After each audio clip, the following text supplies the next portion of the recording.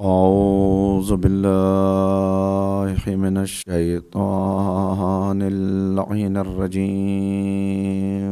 بسم الله الرحمن الرحيم.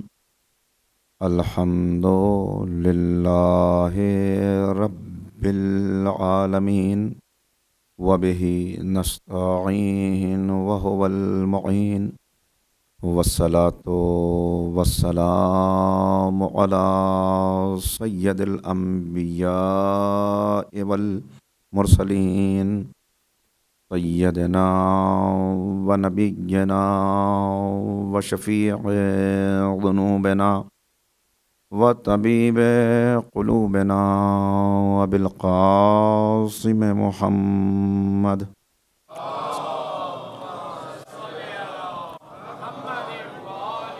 وآله الطيبين الطاهرين المعصومين المظلومين المنتخبين المنتجبين. أما بعد فقد قال الله تبارك وتعالى في كتابه المجيد وفرقانه الرشيد وقوله الحق. بسم الله الرحمن الرحيم. قد أفلح من زكاها وقد خاب من دساها. صدق اللہ العلی العظیم. صلوات پڑھیں محمد.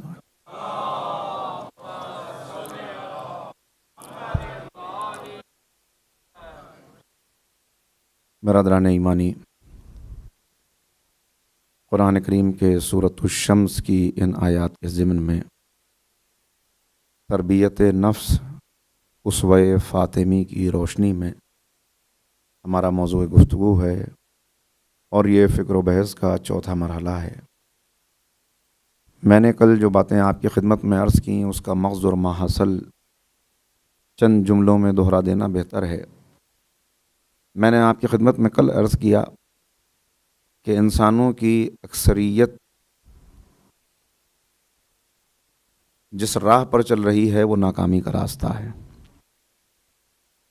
اور اس ناکامی کے اسباب میں ایک سبب یہ بھی ہے کہ سوچنے والے سوچتے یہ ہیں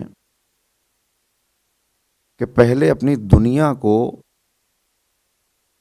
اچھی طرح سنوار لیں، اور پھر جب ایک مرتبہ دنیا سنور جائے گی، ہم کوئی عہدہ، کوئی منصب، کوئی پوزیشن، کوئی مقام و مرتبہ حاصل کر لیں گے تو بس اس کے بعد تو پھر راحت ہوگی، سکون ہوگا، دولت ہوگی، فراوانی ہوگی نعمتوں کی، تو پھر دین کا کام شروع کریں گے، اور اس وقت خوب نیکیاں کریں گے، خوب خیر کا کام انجام دیں گے۔ لیکن اسلام ہم کو دعوت یہ دیتا ہے کہ تمہیں دونوں چیزوں کو ہر قدم ساتھ ساتھ لے کر چلنا ہے۔ اس فکر میں پہلی خرابی تو میں نے آپ کی خدمت میں عرض کیا تھا کہ یہ ہے کہ دنیا کی کامیابی کا پریشر اتنا زیادہ ہوتا ہے کہ پھر انسان اسی میں اتنا گم ہو جاتا ہے کہ وہ وقت آ ہی نہیں پاتا جسے راحت کا وقت وہ تصور کرتا ہے۔ ایک الجھن سلجھی نہیں کہ دوسری الجھن سامنے آ گئی، ایک پریشانی گئی نہیں کہ دوسری پریشانی کا سامنا ہو گیا، اور خصوصیت کے ساتھ اہل ایمان کے لیے تو یہ دشواریاں اور زیادہ ہیں، اس لیے کہ ان کو قدم قدم پر آزمایا جاتا ہے، کیونکہ ان کو بتا دیا گیا کہ تمہارے لیے یہ دنیا راحت اور سکون اور نعمت سے لطف اندوز ہونے کے لیے نہیں ہے۔ جو نعمت ہے اس سے لطف اندوز ہو، لیکن خواہشات کا غلام بن کے نعمتوں سے لطف اندوز ہونے کی اور اپنی تمام لذتوں کی تکمیل کی، تسکین کی کوشش یہاں نہ کرنا۔ بلکہ اگر ایک جملے میں بات کہوں تو غلط نہ ہوگا کہ جو ہمیں تعلیمات دی گئیں اس کا خلاصہ ایک جملے میں یوں ہو سکتا ہے کہ دنیا کام کی جگہ ہے، قبر آرام کی جگہ ہے، جنت انعام کی جگہ ہے۔ ایک صلوات پڑھیں مل کے محمد و آل محمد۔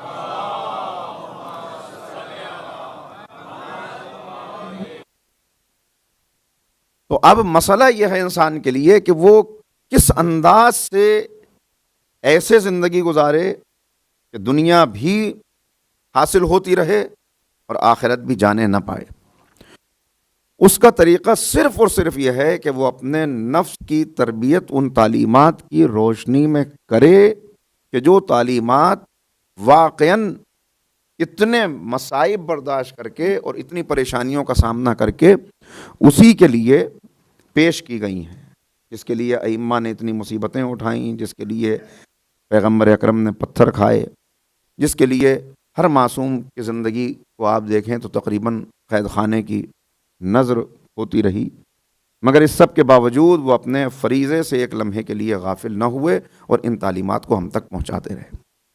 اسی لیے میں نے عرض کیا تھا کہ دیکھیے، علم انسان کے اندر کی آواز اور پکار یہ ہے، اور اس کے اندر ذوق یہ پایا جاتا ہے کہ ایک تو جاہل نہیں رہنا چاہتا، یہ علم حاصل کرنا چاہتا ہے۔ بس غلطی وہاں ہوتی ہے کہ جب یہ علم کو پہچاننے میں غلطی کرتا ہے۔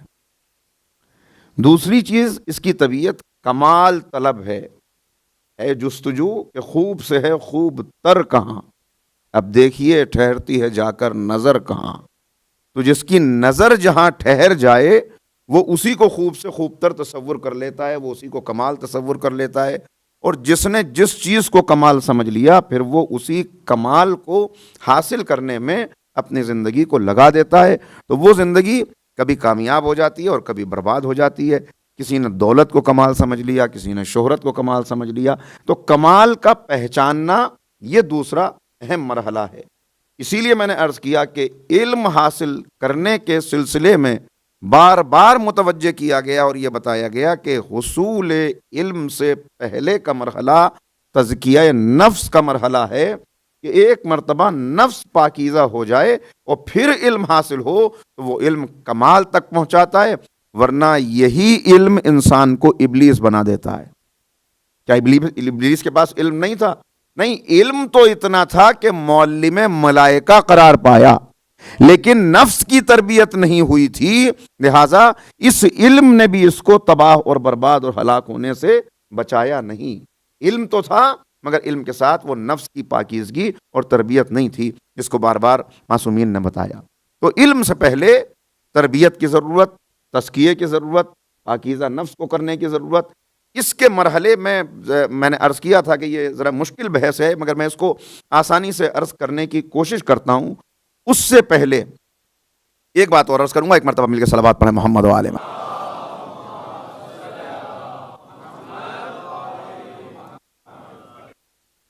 تو اس میں پہلا مرحلہ کیا ہے؟ جہاں سے شہزادی کے خطبے کا آغاز ہوتا ہے۔ شہزادی، میں نے کل عرض کیا آپ کی خدمت میں کہ شکر خدا، حمد سے ہر معصوم کے خطبے کا، گفتگو کا آغاز ہے۔ اور کیسے عالم میں حمد کر رہی ہیں، کیسے عالم میں شکر کر رہی ہیں؟ اہل بیت کی خصوصیت ہی یہ ہے کہ جہاں صبر کرنا مشکل ہو وہاں یہ شکر کرتے ہوئے نظر آتے ہیں، شکر کرتے ہوئے نظر آتے ہیں۔ لہذا تعارف ہی بھی نے یہاں سے کرایا۔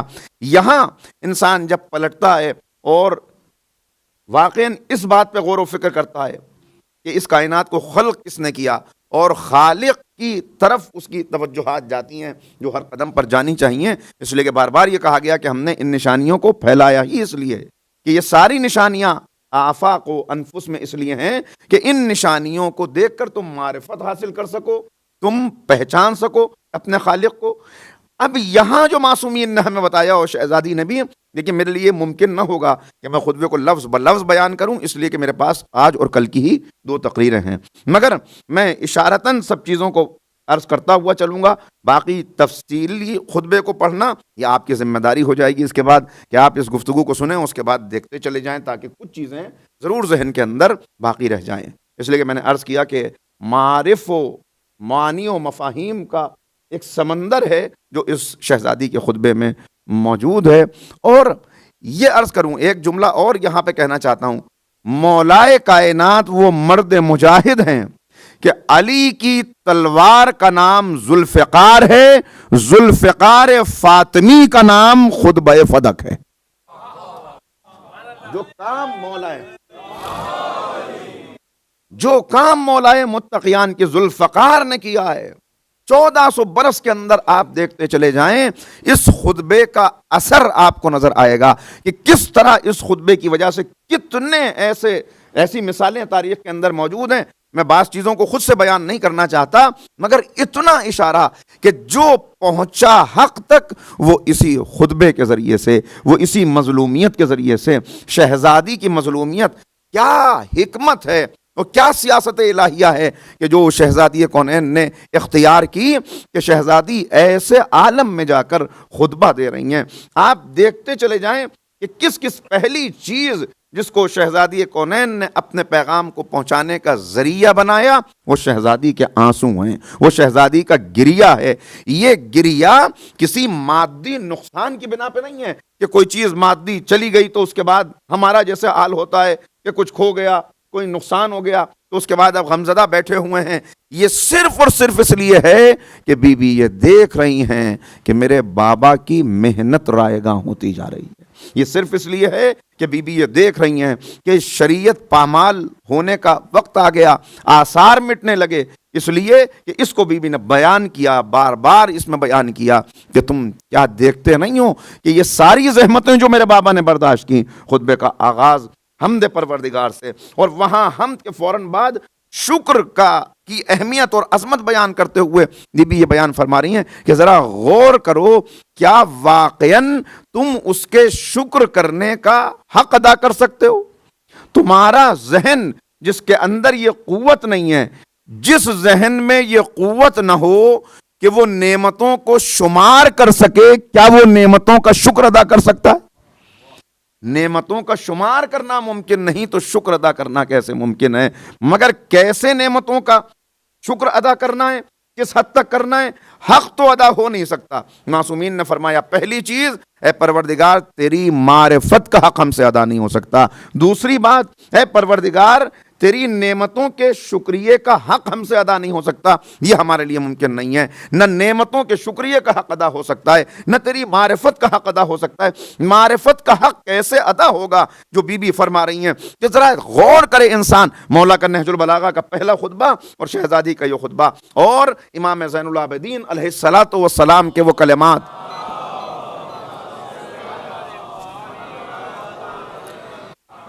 ان کو پیش نظر رکھتے چلے جائیں اور ایک تقابل کرتے چلے جائیں کہ کس انداز سے شہزادی تعارف کرا رہی ہیں.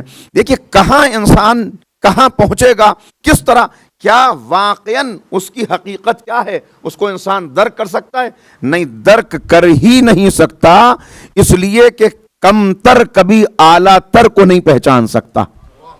یہ بات میں نے عرض کی. دیکھیے میں آپ سے ہمیشہ میں یہ مثال دیتا ہوں اس موقع پر کہ میں آپ سے چند سیڑھیوں کی بلندی پر بیٹھا ہوا ہوں، میں آپ سے ذرا سا اونچا ہوں تو جہاں تک میری نگاہ جا رہی ہے وہاں تک آپ کی نگاہ نہیں جا سکتی. آپ مجھے دیکھ رہے ہیں، ذرا سا مڑ کے دیکھیں گے کچھ اور نظر آ جائے گا، لیکن میں ہر طرف دیکھ سکتا ہوں. ذرا سا بلند ہونے پر جتنا بلند ہوتا چلا جائے انسان، پھر بھی میرے دیکھنے کی ایک حد ہے. یہ دیواریں ہیں، اس کے اس طرف نہیں دیکھ سکتا، لیکن اگر اتنا بلند ہو جاؤں کہ چھت پر پہنچ جاؤں تو دیواروں کے اس طرف بھی دیکھ سکتا ہوں.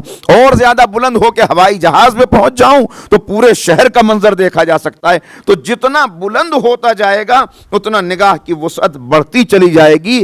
کم تر کبھی اعلیٰ تر کو نہیں جان سکتا تو مخلوق خالق کی معرفت کا حق کیسے ادا کر سکتی ہے؟ کیسے ادا کر سکتی ہے؟ تو کیا کریں اب یہاں کا کہ خبردار اسے اپنے تصور میں لانے کی کوشش نہ کرنا، جو مولا نے بھی فرمایا، اس لیے کہ جو تمہارے ذہن میں آ جائے وہ تمہارے ذہن کی تخلیق ہوگا، جو مخلوق ہو جائے وہ خالق نہیں رہے گا. ہو نہیں سکتا کہ جو ذہن میں آ جائے، لہذا نہ وہ تصور میں آ سکتا ہے، خیال میں نہیں آ سکتا. اس کے لیے مثال دوں کیوں نہیں آ سکتا؟ دو اسباب ہیں اس کے. پہلی چیز تو یہی کہ جو ہمارے تصور میں آئے گا وہ ذہن کی اختراع ہوگا، وہ ذہن کی تخلیق ہوگا. دوسری چیز میں ایک مثال کے ذریعے بات کو واضح کروں. میں نے کہا کہ آپ سے ملاقات ہوئی، کہنے لگے کہ آپ کا کوئی بھائی بھی ہے. آپ نے مجھ سے پوچھا میرا بھائی؟ جی ہاں میرا بھائی بھی ہے. اچھا کیسے ہیں؟ میں نے کہا وہ تقریباً میرے ہی جیسی ان کی شباہت ہے. تو اب آپ کے ذہن میں ایک تصور آ گیا کہ کمیلی صاحب کے ایک بھائی ہیں وہ بھی انہی کے جیسے ہیں. میں نے کہا بھائی یہ میں یہاں اس سال دوسرے ملک میں گیا تھا، انہوں نے کہا وہاں کا شہر کیسا ہے؟ میں نے کہا یہ دبئی جیسا ہی ہے۔ تو چونکہ آپ نے دبئی کو دیکھا تھا لہذا اس شہر کو سمجھ گئے کہ کیسا ہے، مجھے دیکھا تھا تو سمجھ میں آ گیا کہ بھائی کیسا ہے، اسی لیے کہا اسے کسی پہ تصور نہ کرنا، اس لیے کہ لیس کمثلہ شیء، اس جیسا کوئی ہے ہی نہیں تو تصور کیسے کر سکتے ہو؟ صلوات پڑھ دیں محمد و آل محمد۔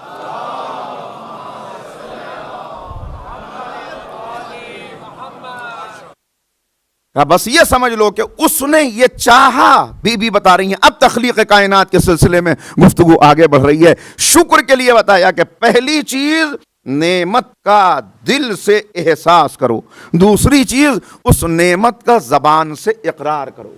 دل سے نعمت کا احساس، زبان سے نعمت کا اقرار، اور اعضاء و جوارح سے اس نعمت کے شکریہ کا اظہار۔ اقرار پہ خالی بات نہ رک جائے، اظہار بھی ہو۔ یہ تینوں چیزیں ہوئیں تو نعمت کا کسی حد تک شکر ادا ہوا۔ اب یہ میں نے عرض کیا کہ نعمتیں ہیں کتنی، یہ جو شکر ادا کرتا ہے تو توفیق نعمت بھی وہی دیتا ہے، کہاں تک شکر ادا کرے۔ مولا نے فرمایا، امام زین العابدین نے، ایک سانس کا شکر ادا کرتا ہوں تو پیچھے سے دوسرا سانس آ جاتا ہے، جس زبان سے شکر ادا کرتا ہوں وہ بھی تو نے عطا کی ہوئی ہے۔ یعنی انسان بس نعمتوں کی معرفت کرتا چلا جائے، جتنا نعمت کو پہچانتا چلا جائے گا۔ بھئی آپ دیکھیں، ایک نوالا دہن تک آتے آتے کتنی پروردگار کی نعمتیں ہیں جو ہم استعمال کرتے ہیں۔ اگر ہاتھ فولڈ نہ ہو تو اس کا منہ تک آنا ممکن نہیں، اگر انگلیاں قریب نہ آئیں تو اس کا پکڑنا ممکن نہیں۔ پھر یہاں 5 لیبوریٹریز ہیں کہ جن سے گزر کے یہ نوالا یہاں تک آ رہا ہے۔ پہلے یہ ہاتھ کی انگلیوں پر جو یہ حساس جلد ہے، اس نے بتایا کہ زیادہ گرم تو نہیں ہے کہ منہ کو جلا دے، زیادہ سرد تو نہیں ہے کہ گلے کو نقصان کر دے۔ جب یہاں سے مل گیا کہ ہاں جا سکتا ہے تو اب یہاں سے آگے بڑھا، آنکھ نے دیکھا کہ کوئی بال تو نہیں ہے، ناک تک آیا تو پیغام پہنچا، نہیں بدبو آ رہی ہے، یہ لے جانے کے منہ میں لائق نہیں، اس کو ہٹا دو۔ یہ تیسری لیبوریٹری جہاں سے گزرا، اس کے بعد آگے بڑھ کے زبان تک آیا، زیادہ کڑوا ہے قے کر دیا، زیادہ نمک ہو گیا تھوک دیا۔ یہ ساری کتنی نعمتیں ہیں، تو ایک نوالا پلیٹ سے اٹھا کر منہ میں رکھتے ہوئے کتنی نعمتیں ہیں جن کو میں نے استعمال کر لیا۔ پھر وہ نوالا کیسی نعمت ہے۔ ایک سبق تھا جو ہم نے پڑھا تھا کہ روٹی اپنی کہانی سنا رہی ہے، یعنی ایک بچے نے روٹی کا لقمہ توڑا، پہلے کیا درس ہوتے تھے اور کیسے پیغامات ہوتے تھے، تو اس روٹی نے پکار کے کہا کہ اے بندہ خدا، ذرا مجھے کھانے سے پہلے یہ تو سمجھ لے کہ میں کن کن مرحلوں سے گزر کے یہاں تک آئی ہوں۔ اور پھر روٹی نے اپنی داستان شروع کر دی۔ یعنی کتنی نعمتیں ہیں، میں عرض کر رہا ہوں، پھیلا نہیں رہا گفتگو کو بہت، کہ کتنی نعمتیں۔ تو نعمتوں کا دل سے احساس، زبان سے اقرار، اعضاء و جوارح سے اظہار کا اگر تم یہ کرنے میں کامیاب ہو گئے تو پھر اس کی عطا میں کوئی کمی نہیں ہے۔ وہ کہتا ہے لَإِن شَكَرْتُمْ لَأَزِيدَنَّكُمْ، تم شکریہ ادا کرتے چلے جاؤ، میں نعمتوں کو وسیع کرتا چلا جاؤں۔ صلوات پڑھیں محمد و آل محمد۔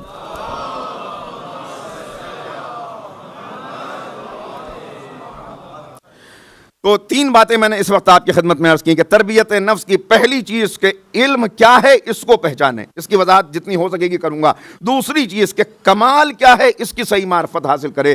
تیسری چیز کہ یہ علم اور کمال جو ہر طرف نظر آ رہا ہے یہ رکھا کس نے ہے، فوراً اس کی طرف توجہ جائے، جتنا اس کی طرف توجہ جائے گی اتنا نعمتوں کا احساس ہوتا چلا جائے گا۔ اور پھر انسان دیکھے لوگ ٹھوکر کہاں پہ کھاتے ہیں، ٹھوکر اسی وقت کھاتے ہیں کہ جب اس کی ذات پر اتنا غور کرنے لگتے ہیں کہ جس سے روکا گیا کہ ذات پہ غور بہت نہ کرنا، صفات پہ غور کرنا، صفات کے اوپر غور کرنا۔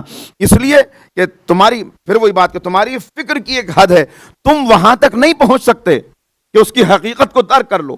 تم ذات پہ غور کرو گے، ٹھوکر کھاؤ گے، بہک جاؤ گے، انکار کرنے لگو گے، اور پھر ایک مرحلہ وہ آئے گا کہ کتنے آپ کو فلسفی نظر آئیں گے جو بہک گئے۔ لہذا وہاں بتایا گیا کہ بس اس در تک آ جانا کہ جہاں یہ بتایا جائے کہ دیکھو ان آنکھوں سے اسے دیکھا نہیں جا سکتا. مولا کیا اس کی عبادت کس کی عبادت کرتے ہیں؟ جس دیکھا ہے اس کی عبادت کرتے ہیں. کہ جسے دیکھا نہیں اس کی عبادت کیسے کروں؟ مگر یاد رکھ اسے ان آنکھوں سے دیکھا نہیں جا سکتا، دل کی آنکھوں سے دیکھا جا سکتا. اسے دیکھنے کے لیے معرفت کی آنکھ کی ضرورت ہے. وہ معرفت کہاں سے ملے گی؟ وہ اسی در سے ملے گی کہ جہاں بی بی اس کی نعمتوں کا تذکرہ کرتے ہوئے آگے بڑھ رہی ہیں. کہا دیکھو تم دیکھو ہر طرف پھیلے ہوئی اس کائنات کو دیکھو، اور ہر قدم پر انسان پیچھے کی طرف پلٹتا ہے، پیچھے کی طرف پلٹتا ہے. مثال کے طور پہ 1000 نعمتیں نظر آ رہی ہیں، 1000 چیزیں نظر آ رہی ہیں، تو 1000 سے پیچھے جائیے 999، اس سے پیچھے جائیے 998. پیچھے ہوتے ہوتے ایک لمحہ وہ آئے گا 10 9 8 7 5 2 1. اب ایک کے پہلے کیا ہے؟ کہ ایک کے پہلے صفر ہے. صفر کی بظاہر کوئی قیمت نہیں ہے، لیکن صفر کی قیمت طے ہوتی ہے صفر کی پوزیشن دیکھ کر کے یہ ہے کہاں. اگر یہ ہند سے کے بائیں طرف ہو تو بے قیمت ہے، اگر دائیں طرف ہو تو جتنے صفر بڑھاتے چلے جائیں گے اتنا قیمت بڑھتی چلی جائے گی، لیکن قیمت ہوگی اسی ایک کی بنا پر. اگر وہ ایک نہ ہوتا تو پھر کتنے صفر لگائیے کچھ بھی نہ ہوتا. کہ یہاں آ کے بتایا کہ اس کو پہچاننا ہے تو اس ایک کو پہچانو، کہ اگر وہ نہ ہوتا تو کچھ بھی نہ ہوتا. لولاک لما خلقت الافلاک. صلوات پڑھتے محمد و آل محمد.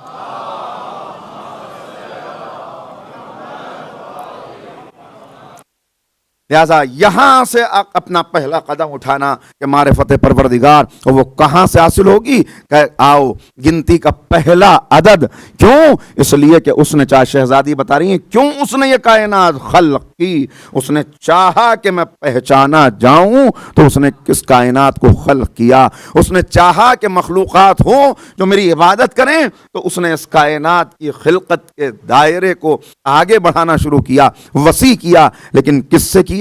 کائنات کا آغاز اس نے لاکھوں سجدے اس کی بارگاہ میں، کہ اس نے ایک لمحے کے لیے بھی ہمیں بغیر ہادی کے نہیں چھوڑا، بغیر رہبر کے نہیں چھوڑا.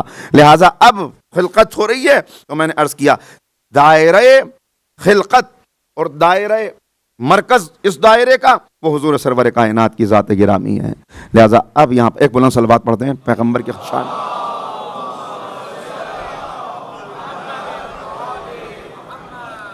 اور اب یہاں سے بات آگے بڑھی. شہزادی نے کہا تم نہیں دیکھتے، غور نہیں کرتے کہ پیغمبر اکرم نے، میرے بابا نے کیسی محنت ہے جو اس دین کو پہنچانے میں کی ہے، کیسی اذیتیں ہیں جو پیغمبر نے برداشت کی ہیں. اور واقعاً اگر آپ دیکھیں کہ پیغمبر کی مصیبتیں اور اذیتیں کیا ہیں تو اس کے لیے بھی کئی مجلسیں درکار ہیں. ورنہ آپ سوچیں کہ کون شخصیت، کیسی عظیم شخصیت ہے اور کیسے مصائب ہیں جن سے پیغمبر گزر رہے ہیں. پتھر کھا رہے ہیں، کانٹوں پر چل رہے ہیں، کوڑا ڈالا جا رہا ہے، اونٹ کی اوجھڑی حالت سجدہ میں رکھی جا رہی ہے، دادا عبد المطلب کا وطن چھڑایا جا رہا ہے، قتل کی سازشیں کی جا رہی ہیں، طرح طرح سے ستایا جا رہا ہے. لیکن ہر مرتبہ جب لہو لہان ہو کے گھر میں آتے ہیں تو ایک ننھی سی بچی ہے جو آگے بڑھتی ہے، جو زخموں کو دھلاتی جاتی ہے، مرہم رکھتی جاتی ہے. آج وہی بچی بابا کا تعارف کرا رہی ہے کہ جس کے لیے پیغمبر اکرم یہ ضمانت دیتے ہوئے نظر آتے ہیں کہ ایسی محبت مجھے ملی، ایسی محبت اس بیٹی کے ذریعے سے ملی، ایسی خدمت کی کہ پیغمبر کو فاطمہ کی صورت میں اپنی ماں آمنہ نظر آنے لگی، فاطمہ کی صورت میں آمنہ نظر آنے لگی. لہٰذا اب تعارف کرا رہے ہیں کہ پہچانو فاطمہ کیا ہے.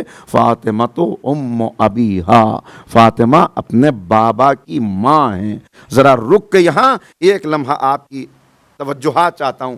دیکھیے ایک طرف کیا فرمایا بضعۃ منی، میرا ٹکڑا ہے. دوسری طرف کیا فرمایا؟ فاطمہ میری ماں ہے. یہاں آ کے بعض لوگوں نے یہ اعتراض کیا، جو صرف جن کی نگاہ لفظ تک رہ جاتی ہے، جو صرف الفاظ پہ آ کے رک جاتے ہیں. انہوں نے کہا یہ کیسے ہو سکتا ہے کہ ایک ہی شخصیت ٹکڑا بھی کہا جائے، حصہ بھی کہا جائے اور ماں بھی کہا جائے؟ تو یہ کیسے ممکن ہے کہ شہزادی جز بھی ہوں اور ماں بھی ہوں؟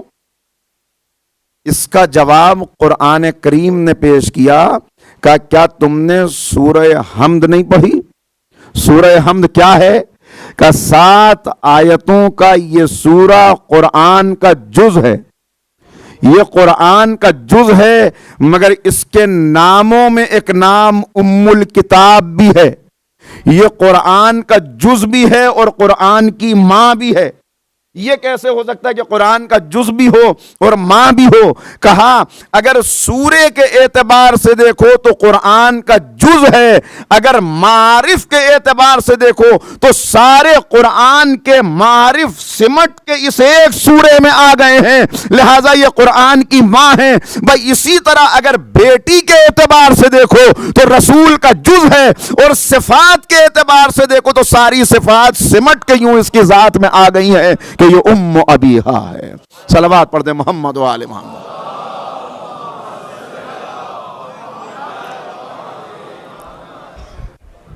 لہذا اب تعارف کرا رہی ہیں، بتا رہی ہیں دیکھو کیسے میرے بابا نے کیا کیا زحمتیں تھیں جو اس راہ میں برداشت کی، اللہ نے احسان کیا مومنین پر۔ مگر اب شہزادی دیکھ رہی ہیں کہ بابا دنیا سے کیا گئے، وہ آثار مٹنا شروع ہو گئے، وہ آثار مٹنا شروع ہو گئے۔ لہذا ان آیات کا سہارا لیا کہ جس میں یہ بتایا کہ تم نے نہیں غور کیا، تم نے نہیں توجہ کی کہ قرآن کن کی نشاندہی کر رہا ہے، کہ اگر پیغمبر اس دنیا سے چلے جائیں تو تم الٹے پیر واپس پلٹ جاؤ گے؟ کیا تم واپس پلٹنے والے بن رہے ہو؟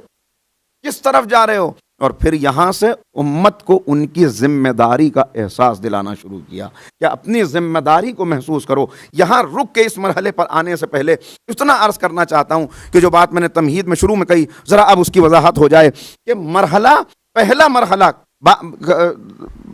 ہر مرحلہ کسی نہ کسی اعتبار سے پہلا ہے، اس لیے میں نے کئی چیزوں کو پہلا کہا تو آپ اس پر زیادہ غور نہ کیجیے گا، لیکن اس اعتبار سے کہ یہ تزکیہ اور تربیت کا مرحلہ ہمیں کیسے انجام دینا ہے، اس کے لیے بالکل میں سامنے کی 1-2 مثالیں آپ کی خدمت میں پیش کروں تاکہ بات واضح ہو جائے۔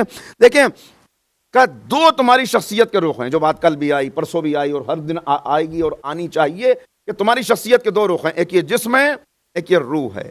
لہٰذا اب یہ سمجھ لو کہ تربیت کے اس مرحلے کو اگر تم اپنی عملی زندگی میں، ہم اپنی عملی زندگی میں دیکھیں ہم کس طرح تربیت کرتے ہیں، تو آسان ہو جائے گا اس نفس کی تربیت کے مرحلے کو سمجھنا۔ بس ان دونوں وجودوں کے تعلق سے 2 تقاضے ہیں جو ہم سے کیے گئے۔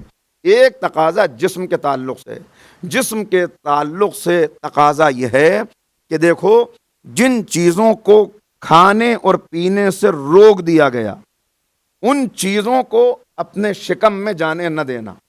میں آسان بنانے کی کوشش کر رہا ہوں۔ تو پہلا مرحلہ جن چیزوں کو کھانے پینے سے روک دیا گیا انہیں اپنے شکم میں جانے کی اجازت نہ دینا۔ دوسرا مرحلہ اس جسم کو، کیونکہ تم جن کے ماننے والے ہو وہ ہستیاں ہیں کہ جنہوں نے بتایا، بار بار بتایا، جن کی طہارت کا تعارف کرایا گیا کہ کیسی طہارت ہے، لہذا تم بھی اپنے آپ کو پاکیزہ رکھنا۔ ایک جو چیزیں اندر جائیں وہ پاکیزہ ہوں، دوسرے یہ جسم پاکیزہ ہو۔ اب پاکیزہ کرنے میں آپ دیکھیں کہ ہر ایک خیال لگتا ہے، نہا لیا جائے، بالوں کو سنوار لیا جائے۔ کہا صرف عام نہا لینے سے کام نہیں چلے گا، بلکہ چونکہ کچھ نجاستیں نکلتی ہیں لہذا جب نہاؤ تو اللہ کا نام لے لو، اللہ کو یاد کر لو اور وہ نیت کر لو کہ میں اس کی قربت کے لیے عمل کر رہا ہوں، تو یہی نہانا عبادت بن جائے گا۔ جیسے کھانا، اب کہتے ہیں صاحب کیا ہوا، کچھ بھی کھا لیا جائے، ضروری ہے کہ اس پہ اللہ کا نام لے کے ذبح کیا جائے؟ ہاں ضروری ہے۔ کا فرق کیا پڑتا ہے؟ کا فرق یہ پڑتا ہے کہ عین ممکن ہے وہ چیز تمہارے جسم کے لیے بہتر ہو، حالانکہ اس کو تحقیقات نے ثابت کر دیا کہ جسم کے لیے بھی وہ چیزیں بہتر نہیں ہوتی، کہ ذبیحے کے فائدے کیا ہیں وہ اس میں مجھے بحث نہیں کرنی، لیکن یہ باتیں آ چکی ہیں سامنے، کہ وہاں اللہ کا نام لینا، اور دوسرے جب اپنے آپ کو پاکیزہ کرنے لگو تب اللہ کی یاد، اللہ کا نام، اللہ کا ذکر اور یہ نیت کہ اس سے قربت، یہ ہوئی باہر کی چیز۔ دوسرا اب اندر کی شخصیت کی طرف آؤ میں زیادہ پھیلانا نہیں، اس لیے سمیٹ کے عرض کر رہا ہوں، اسی کو آپ پھیلائیں گے تو بہت ساری چیزیں سامنے آ جائیں گی۔ اب اندر کی شخصیت کے لیے آؤ، اندر کی شخصیت کے لیے کیا کرنا ہے؟ کہا ایک تمہاری یہ فکر ہے، یہ دماغ ہے جو سوچتا ہے، اس فکر کو شرک، اس کفر اور شرک سے پاک رکھنا۔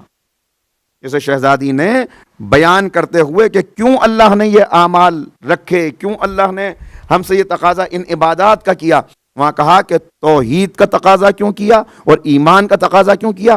کہ ایمان کا تقاضا اس لیے کیا کہ تم شرک کی آلودگی سے پاک رہ سکو، لہذا اس فکر کو شرک سے، کفر سے، نفاق سے پاک رکھنا۔ غور کر رہے ہیں؟ اور دوسری چیز، اس کو آگے بڑھنے سے پہلے پھر ایک بات آپ کی خدمت میں عرض کروں، ایک مرتبہ ذرا مل کے صلوات پڑھیں محمد و آل محمد۔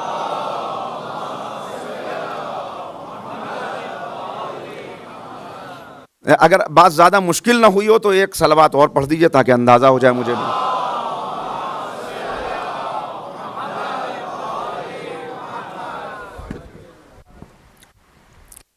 تو کہا کہ بلکہ اس بحث کو بھی تھوڑا سا زیادہ خشک کرنے سے پہلے ایک بات آپ کی خدمت میں عرض کر دوں، تمام ائمہ ہم سے کیا چاہتے ہیں اور ان کی تعلیمات کا ماحصل کیا ہے؟ اگر میں آپ سے عرض کروں کہ ایک جملے میں بتا دیجئے کہ ائمہ کی تعلیمات کا ماحصل کیا ہے، ائمہ ہم سے چاہتے کیا ہیں، تو وہ ایک جملہ شاید یہ ہو کہ ائمہ کیا چاہتے ہیں؟ ائمہ چاہتے ہیں عقائد میں کفر و شرک نہ ہو، نظام میں ظلم نہ ہو، کلچر میں بے حیائی نہ ہو، رسوم اور رواج میں فضول خرچی نہ ہو۔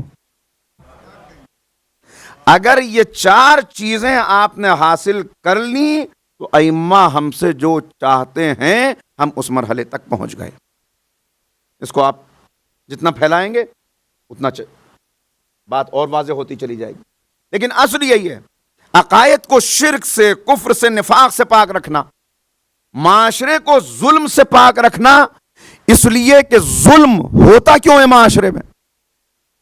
یہ گفتگو میں نے 3 سال پہلے اسی ممبر سے کی ہے، لیکن اس وقت پھر وہ بھی ایک ہی جملہ عرض کرتا ہوں، ظلم ہوتا کیوں ہے؟ ظلم نتیجہ ہے عدل کے دامن کو چھوڑنے کا، دامن عدل کا چھوٹنا نتیجہ ہے شعور کے مردہ ہو جانے کا۔ شعور مردہ ہوگا تو عدل ختم ہوگا، عدل ختم ہوگا تو ظلم آئے گا، ظلم آئے گا تو ہر طرف فتنہ و فساد پھیل جائے گا۔ لہذا اب متوجہ کیا، دیکھو شعور کو مردہ نہ ہونے دینا، وہ غذائیں نہ کھانا جن سے شعور مردہ ہو جائے، وہ چیزیں نہ پینا جن سے شعور مردہ ہو جائے، وہ لباس نہ پہننا جس سے شعور مردہ ہو جائے، اس دسترخوان پہ نہ بیٹھنا جہاں شعور مردہ ہو جائے، اس ماحول میں نہ رہنا جہاں شعور مردہ ہو جائے۔ شعور کو پروان چڑھانا تمہاری ذمہ داری ہے، اس لیے کہ اگر شعور مردہ ہو جائے تو یزید جیسا حاکم بن جائے مگر معاشرہ خاموش رہ جاتا ہے، اور اگر شعور زندہ ہو تو راہ شہادت میں 72 نکل پڑتے ہیں۔ صلوات پڑھیں محمد و آل محمد۔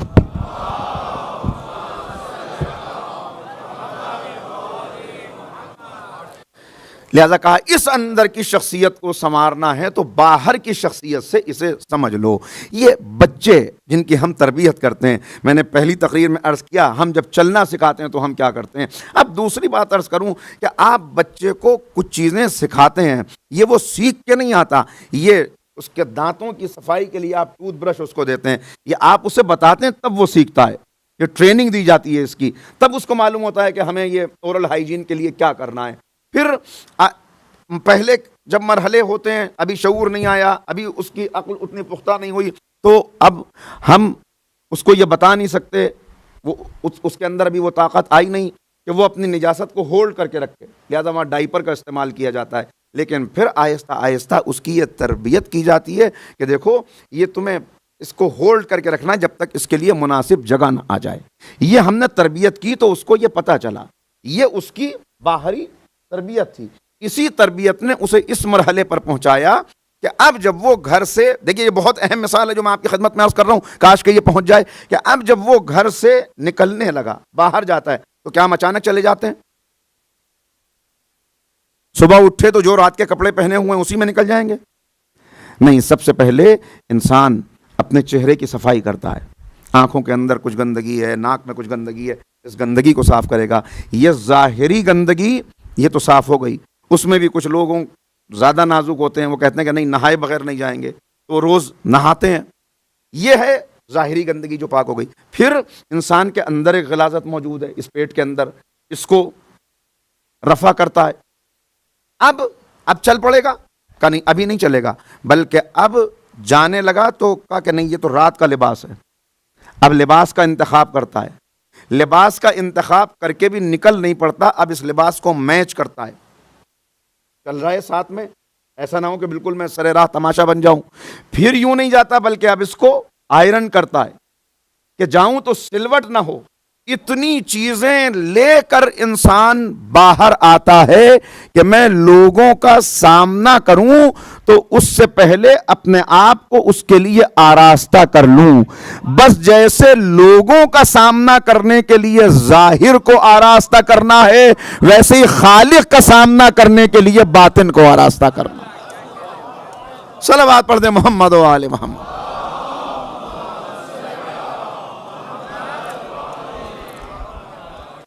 اسی باطن کو آراستہ کرنے کا نام تربیت نفس ہے۔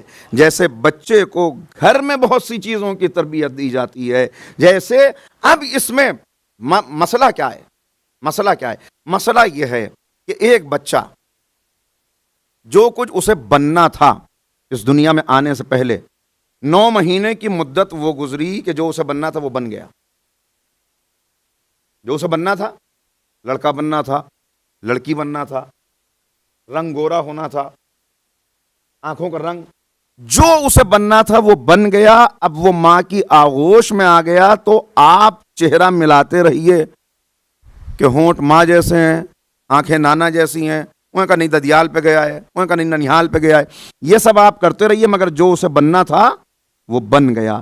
یہاں سے اس کی شخصیت کا دوسرا مرحلہ شروع ہو گیا کہ اب یہ جو بننا تھا وہ تو یہاں پہ بن گیا، اب جو اسے اور بننا ہے وہ اس کو یہ ماحول بنائے گا۔ لہذا ماہرین نفسیات یہ کہتے ہیں کہ 13 سال کی عمر تک پہنچتے پہنچتے بچہ اپنے ماحول اور گرد و پیش کے حالات سے اتنا متاثر ہوتا ہے کہ اسے جو بننا ہوتا ہے وہ بن جاتا ہے۔ کچھ چیزیں وہ ہیں کہ جب وہ آیا تو اس کو وراثت میں ملی، جو اسے وراثت میں ملنی تھی وہ مل چکی۔ یہ ایک پیکج ڈیل ہے، اس وراثت میں اسے اچھی چیز بھی مل سکتی ہے، اچھی صفت بھی، بری صفت بھی مل سکتی ہے۔ کہا صاحب یہ بڑا کنجوس ہے، کہ بھائی معاف کیجئے گا ان کے والد بھی ایسے ہی تھے۔ کہ یہ بچہ بولتا بہت ہے، کہ ان کے دادا بھی ایسے ہی بولا کرتے تھے۔ یہ خوبی یا خرابی جو اسے ملنی تھی وراثت میں وہ مل گئی۔ وراثت کے بعد اب ماحول ہے جو اس کو دے رہا ہے، اس میں سب سے پہلے گھر کا ماحول ہے۔ وہاں یہ سیکھتا اور دیکھتا ہے کہ میرے گھر میں کن چیزوں کو پسندیدہ سمجھا جاتا ہے، کن چیزوں کو برا سمجھا جاتا ہے۔ آہستہ آہستہ بغیر زبان سے کچھ بولے ہوئے اس کے اندر وہ ساری چیزیں جذب ہو رہی ہیں۔ میرے گھر میں سخاوت کو اچھا سمجھا جاتا ہے، بخل اور کنجوسی کو برا سمجھا جاتا ہے۔ اس نے سیکھ لیا میرے گھر میں کسی کی برائی کی جائے تو روک دیا جاتا ہے، غیبت کو برا سمجھا جاتا ہے، لوگوں کی خوبیاں بیان کرنے کو اچھا سمجھا جاتا ہے۔ یہ اس نے سیکھ لیا۔ یہ سیکھتے سیکھتے اس کی شخصیت 12-13 سال ماہرین نفسیات کے مطابق پہنچ گئی۔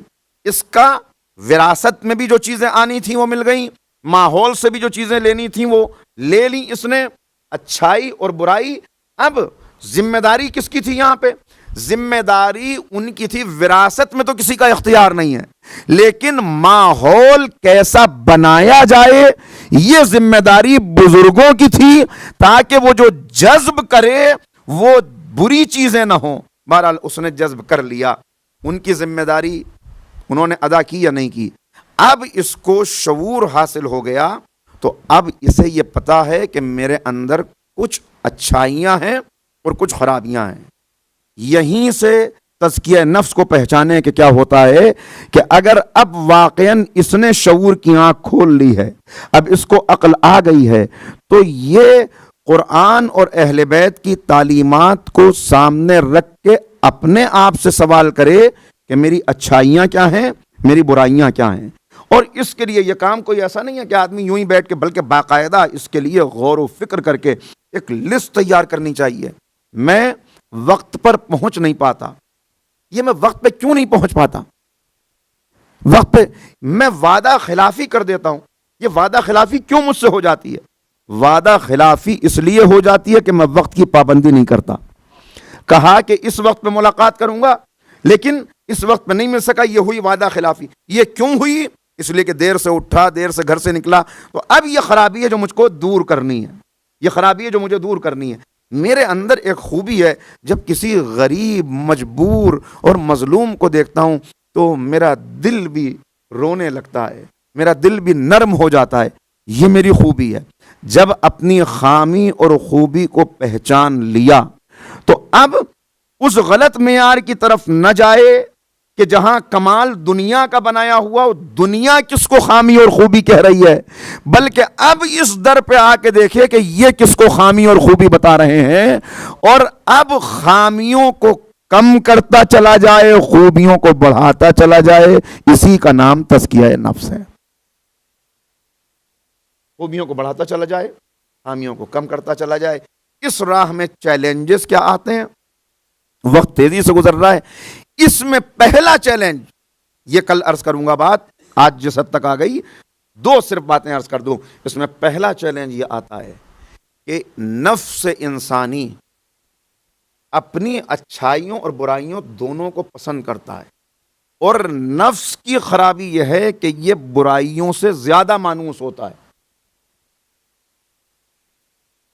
گھبرا گئے کیا؟ متوجہ ہیں؟ ہمتن گوش ہیں؟ ذرا ایک صلوات ایسی پڑھیے جس سے مجھے اندازہ ہو۔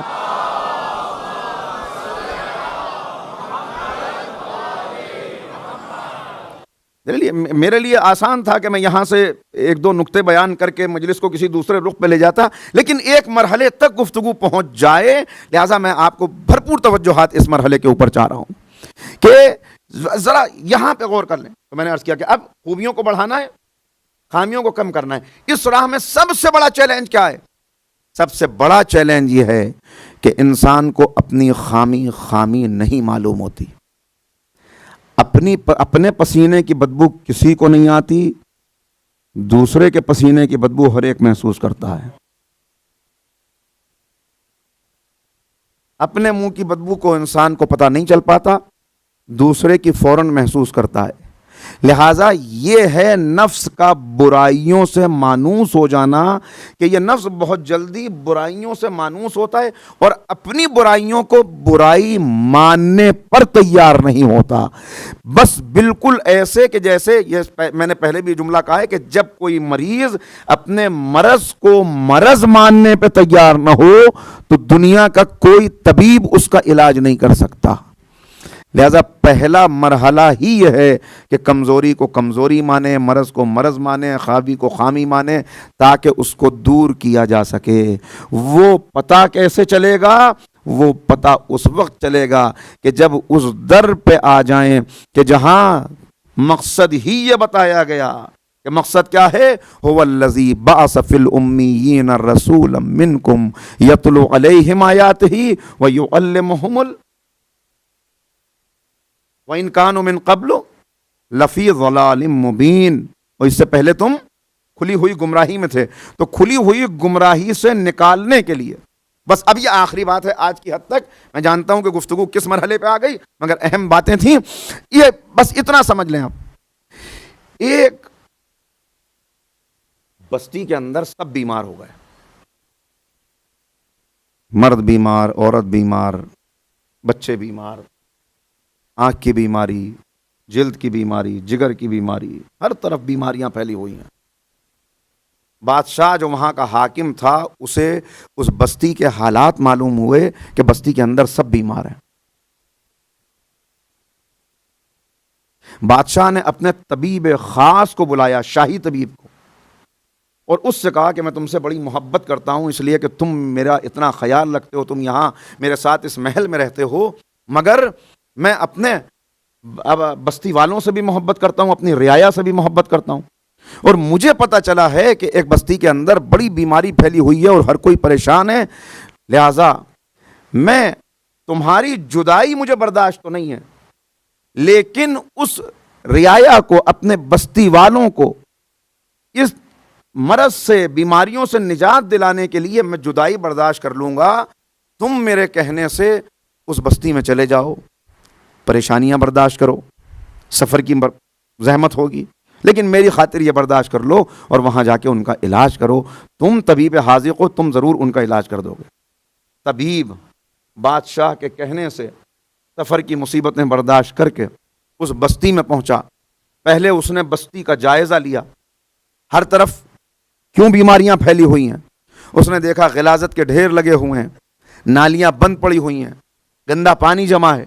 اس کے بعد اس طبیب نے اس ساری بستی کے نوجوانوں کو، بزرگوں کو، مردوں کو، عورتوں کو، بچوں کو، سب کو جمع کیا اور ان کے درمیان کھڑے ہو کے اس نے گفتگو کی کہ اے بستی والو، میں بھیجا گیا ہوں اور مجھے معلوم ہے کہ تمہارا مرض کیا ہے، تمہاری بیماری کیا ہے، میں نے محسوس کر لیا، میں نے دیکھ لیا، لہٰذا اب تم سب کو میرے ساتھ کھڑا ہو جانا ہے۔ بادشاہ نے مجھے یہاں بھیجا ہے تاکہ میں تمہارا علاج کر سکوں، تمہیں اس علاج کرنے میں تمہیں میری مدد کرنی ہے، تمہیں بھی تعاون کرنا ہے، لہٰذا اب بس بیٹھو نہیں، اب کھڑے ہو جاؤ۔ دیکھو تمہارے مرض کا سبب یہ ہے کہ تم گندا پانی پی رہے ہو، یہ گندی ہوا ہے یہاں کی، لہٰذا ان غلاظتوں کو دور کرنا ہے، اس کوڑے کے ڈھیر کو ہٹانا ہے۔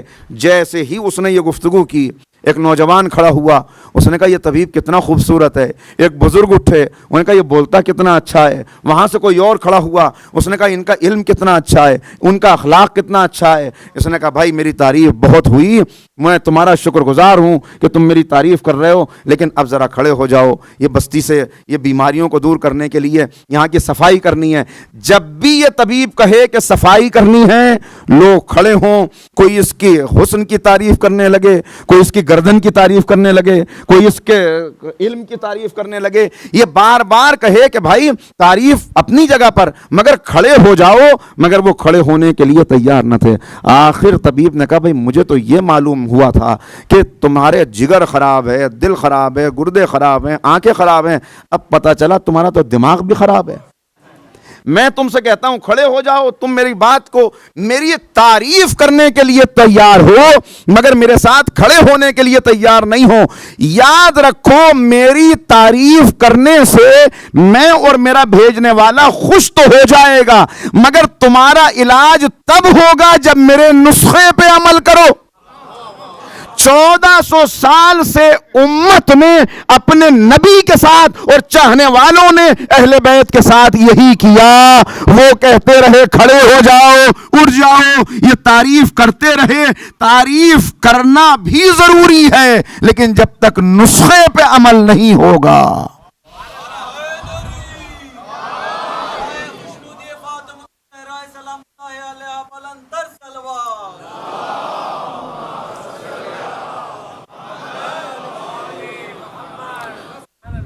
نسخے پہ عمل نہیں ہوتا تو کائنات کی شہزادی کو جھنجھوڑنا پڑتا ہے، نسخے پہ عمل نہیں ہوتا تو بی بی کو بتانا پڑتا ہے کہ تم کہاں ہو، کس مرض میں مبتلا ہو، اپنے حالات یاد نہیں تم کو، تم کیسے تھے، گندی نالی کے پانی سے اپنی پیاس بجھانے والوں، غلاظتوں کے ڈھیر پہ یہ مرض ہے جس کی نشاندہی بھی کر رہی ہیں کہ یہ جو تمہارا مرض تھا اس کا سبب کیا تھا، کہ تم کس چیز سے، وہ میرے بابا تھے جو طبیب بن کے آئے، وہ میرے بابا تھے جو طبیب بن کے آئے، وہ میرے بابا تھے کہ جنہیں تمہیں تمہارے مرض کا احساس دلایا، جنہوں نے تم کو بتایا کہ تم کیا کہاں کتنے خداؤں کی پرستش کر رہے ہو، کیا کس چیز کو تم نے خدا بنایا ہوا ہے۔ انہوں نے تم کو دعوت دی، انہوں نے تم کو بلایا، انہوں نے تم کو نجات۔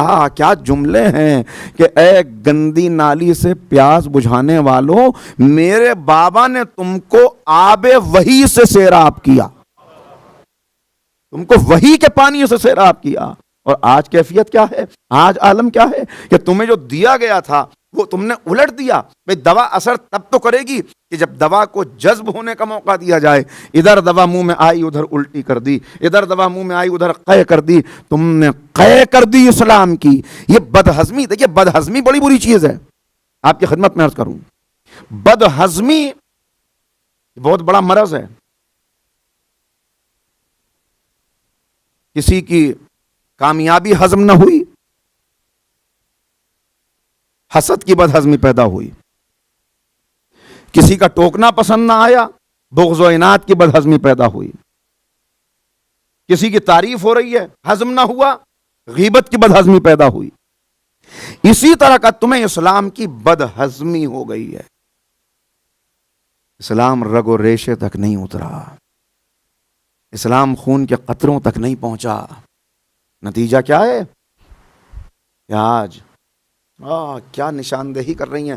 شیطان نے اپنی پناہ گاہ سے سر نکالا. اللہ الشیطان راسہ, شیطان نے اپنی پناہ گاہ سے سر نکالا اور چاروں طرف کا نظارہ کیا. پھر اس نے ماحول کو مناسب سمجھا اور اسے یقین ہو گیا کہ اس کی آواز پر لبیک کہنے والے بہت ہیں. تو شیطان نے اپنا پرچم لہرا دیا اور تم سب اس کے پیچھے چل پڑے. تم اس کے پیچھے چل پڑے.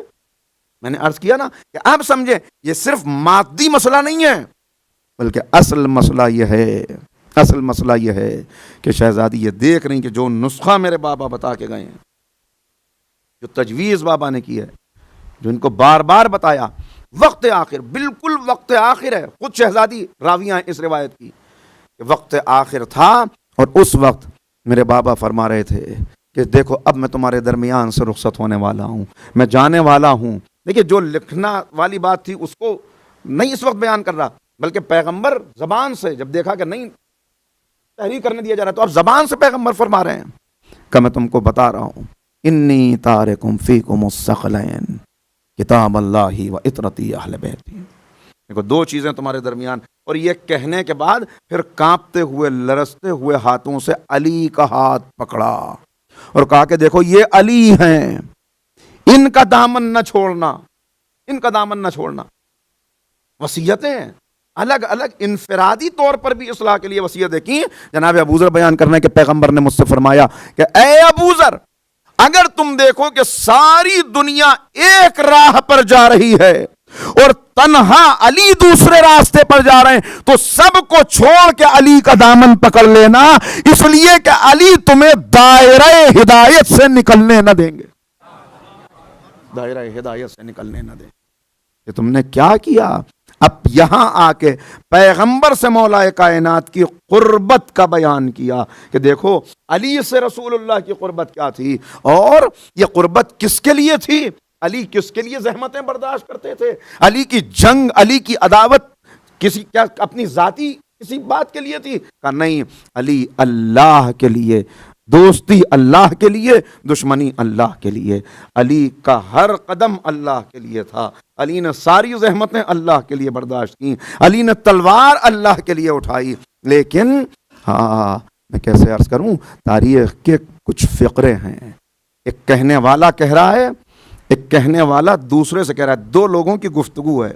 اس گفتگو میں وہ کہتا ہے کہ میں نے تیرے لیے حالات بہتر کر دیے, میں نے تیرے لیے حالات بہتر کر دیے, اور یہ حالات بہتر نہ ہو سکتے اگر تین باتیں نہ ہوتی. کون سی تین باتیں؟ کہ پہلی بات, اگر علی تنہا نہ ہوتے, اگر علی تنہا نہ ہوتے. دوسری بات اگر علی سے یہ وعدہ نہ لیا گیا ہوتا کہ تلوار بے نیام نہیں کرو گے.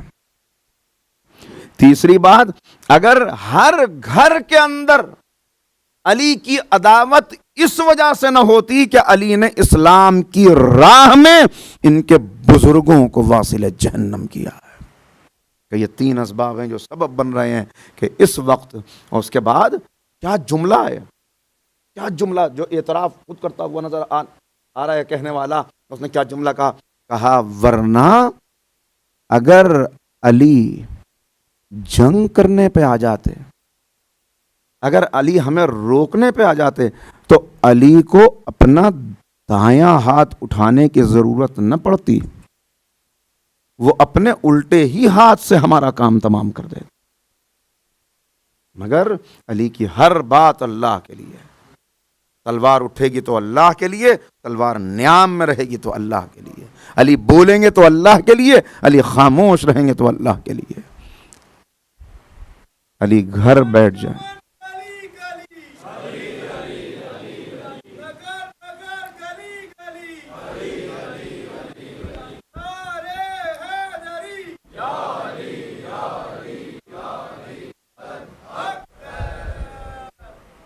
خود مولا اپنی اس بات کو بیان کرتے ہوئے نظر آ رہے ہیں.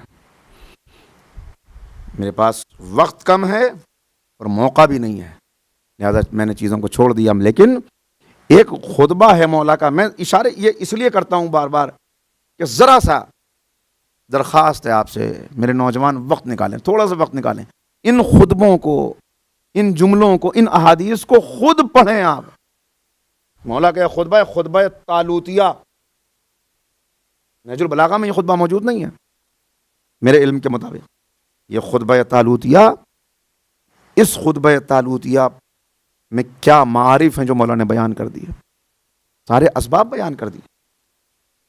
ارے مولا کا تلوار اٹھانا تو میں نے عرض کر دیا کہ علی اگر بایاں ہاتھ بھی اٹھا لیتے اپنا، مولا کائنات اگر چپ بھی رہتے اور صرف سیدہ کونین نے جو کہا تھا وہ کر گزرتی. دو معصومین کی روایتیں موجود ہیں کہ اگر خود مولا کائنات کا جملہ جانتے ہیں کیا ہے؟ جیسی پتہ چلا کہ شہزادی نے یہ کہا کہ علی کو چھوڑ دو ورنہ میں اپنے بالوں کو پریشان کر دوں گا، تو مولا کا جملہ کیا ہے؟ شیخ عباس قمی کے حوالے سے میں نے یہ جملہ پڑھا، وہ لکھتے ہیں کہ سلمان کو پکار کے کہا کہ سلمان میں دیکھ رہا ہوں کہ مدینے کے دونوں کناروں سے زلزلہ اٹھ رہا ہے، بنت رسول کو روک دو، بنت رسول کو روک. اور امام معصوم کا فقرہ یہ ہے کہ اگر شہزادی کونین نے اپنے بالوں کو پریشان کر دیا ہوتا تو زمین پھٹ جاتی، زمین پھٹ جاتی اور کوئی باقی نہ رہتا. اور خود شہزادی کا جملہ اگر مجھے بے گناہوں کی زندگی کا خیال نہ ہوتا تو میں بددعا کے وہ جملے کہتی کہ تم دیکھتے کیسے عذاب خدا آتا، عذاب خدا. ہاں جو سلمان کی روایت موجود ہے کہ اب یہ صرف اتنا کہا تھا تو کہا کہ مسجد کی دیواریں بلند ہوئیں، اتنی بلند ہوئی کہ اس کے نیچے سے کوئی جا سکتا تھا. اور جب جناب سلمان کہہ رہے ہیں جب شہزادی واپس پلٹ گئیں اور یہ دیواریں واپس اپنی جگہ پہ آئیں، واپس اپنی، تو کہا کہ ایسا غبار اڑا کہ وہ غبار ہماری آنکھوں اور ناک کے اندر داخل ہو گیا. حکومت کے کسی بہی خواہ نے آ کے کہا کہ کیا غضب کر رہے ہو، جلدی علی کو چھوڑ دو ورنہ کوئی باقی نہیں رہے گا. مولا کائنات واپس پلٹے. کیا کیا دیکھا علی کی آنکھوں نے. ایک ہی تقریر بچی ہے، معذرت چاہتا ہوں جو باتیں لیکن وقت ہی نہیں بچا. کیا کیا دیکھا علی کی آنکھوں نے. نہیں عزادارو، کیا بس اسی لیے تو دنیا پوچھتی ہے تم روتے کیوں. ارے ہم کیوں نہ روئیں؟ اس لیے کہ رونے والوں کا تعارف کراتے ہوئے امام زین العابدین فرما رہے ہیں کہ اس دنیا میں 5 رونے والے ایسے گزرے ہیں جن سے زیادہ کوئی رونے والا نہ تھا. ایک یعقوب تھے جو فراق یوسف میں اتنا روئے کہ آنکھوں کی سپیدی سپیدی آ گئی، نور جاتا رہا۔ دوسرے یوسف تھے جو قید خانے میں اپنے بابا کے فراق میں اتنا گریا کرتے تھے کہ قید خانے میں ساتھیوں نے کہا کہ اے یوسف، یا تم دن کو رو لیا کرو یا رات کو رو لیا کرو، یہ تم دن اور رات۔ تب جناب یوسف نے کہا اچھا ٹھیک ہے، میں دن کو رویا کروں گا مگر رات کو نہیں روؤں گا، لیکن میں رونا ترک نہیں کروں گا، رونا ترک نہیں کروں گا۔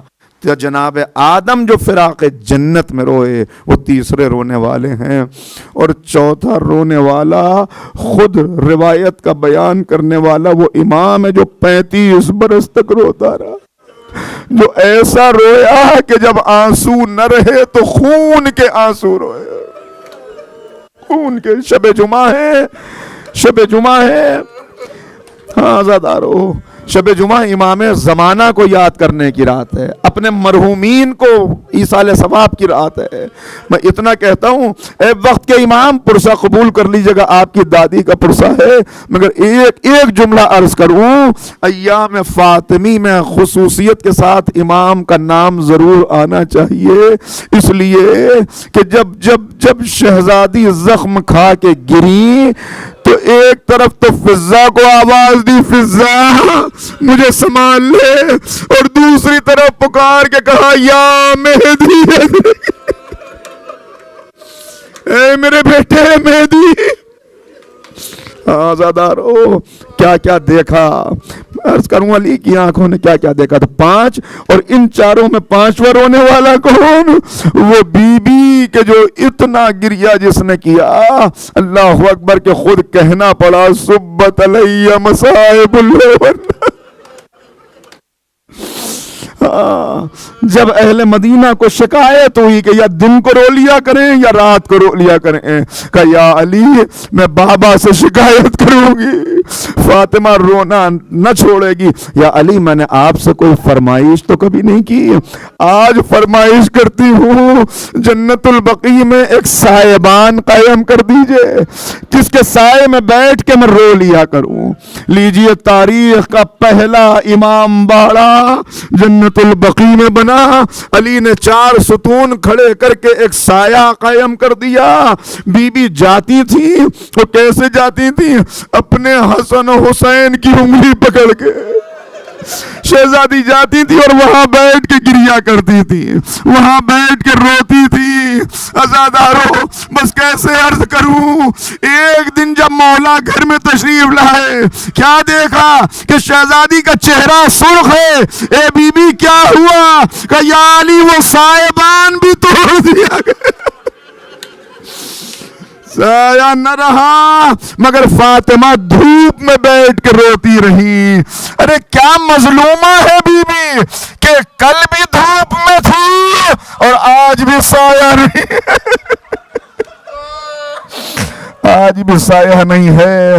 عزادارو یہ ظلم کا سلسلہ چلتا رہا، ظلم کا سلسلہ۔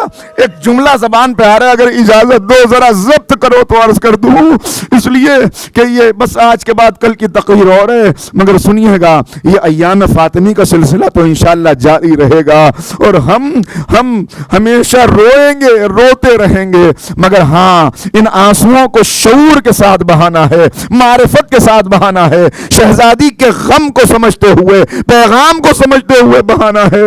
میں نے عرض کیا تھا ان آنسوؤں کی بڑی طاقت ہے، ہم روئیں گے، ہم کیسے نہ روئیں، ہمارا رونا کیسے رک جائے، اس لیے کہ فاطمہ کا رونا بھی رکا کہاں ہے،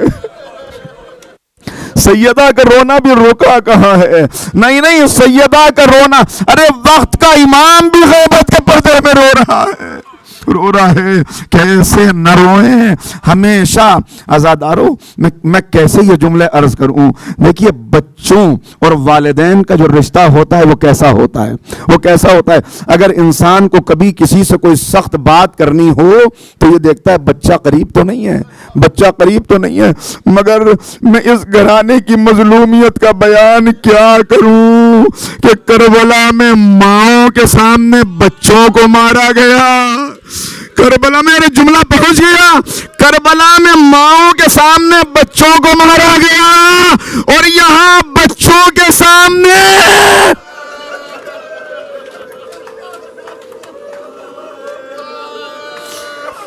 آپ کی آوازوں پہ اللہ رحمت نازل کرے، ان آنکھوں پہ رحمت نازل کرے، یہ آنسو ہمارے گناہوں کی بخشش کا اور نجات کا وسیلہ بن جائیں، ہمیں دنیا میں فاطمہ کا وسیلہ اور آخرت میں فاطمہ کی شفاعت نصیب ہو جائے۔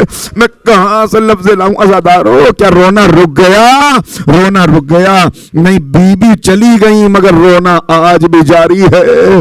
فاطمہ تو اس وقت بھی روئی کہ جب حسین قبر پہ آخری سلام کرنے کے لیے آئے، اماں یہ بیٹا جا رہا ہے، اماں یہ بیٹا جا رہا ہے، اچھا میرے لال جاؤ، مگر یہ ماں جدا نہ ہوگی، یہ ماں ساتھ ساتھ رہے گی۔ فاطمہ وہاں پر بھی روئی۔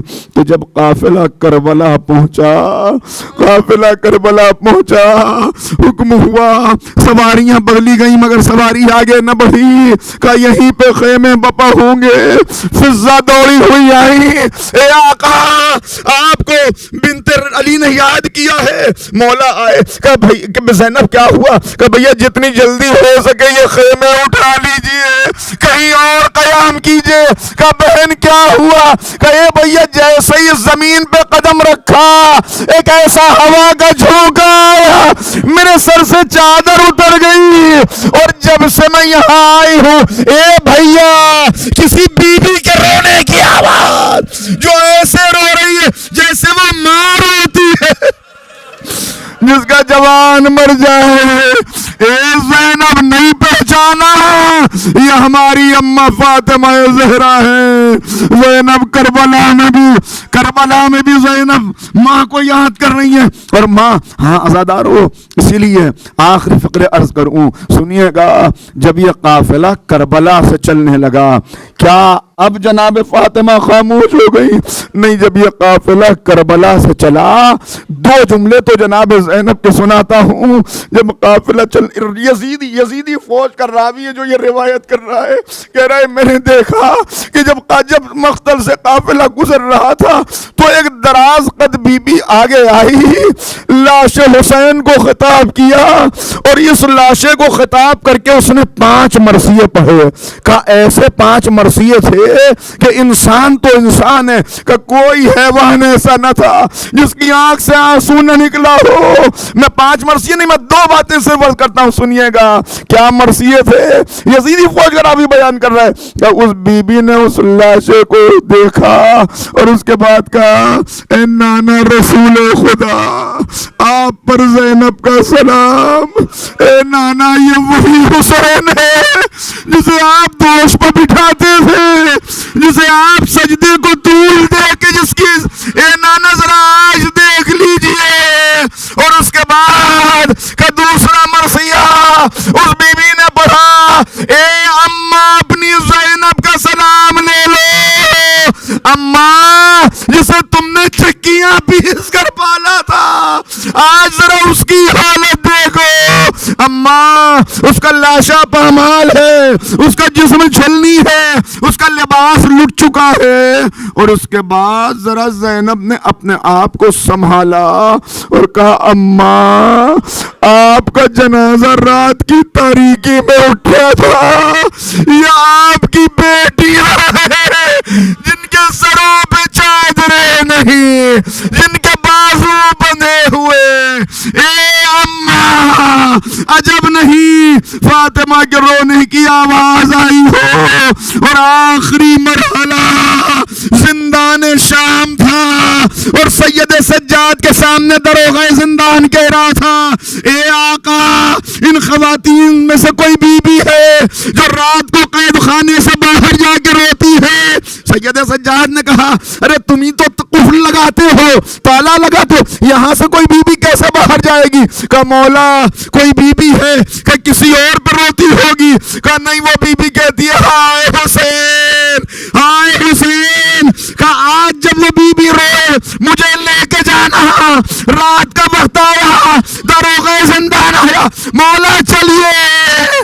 اب جو سید سجاد چلے، دیکھا کون؟ کوئی اور نہیں، وہی بی بی جس کی پسلیاں شکستہ، جس کا پہلو زخمی، وہ بی بی اپنے لال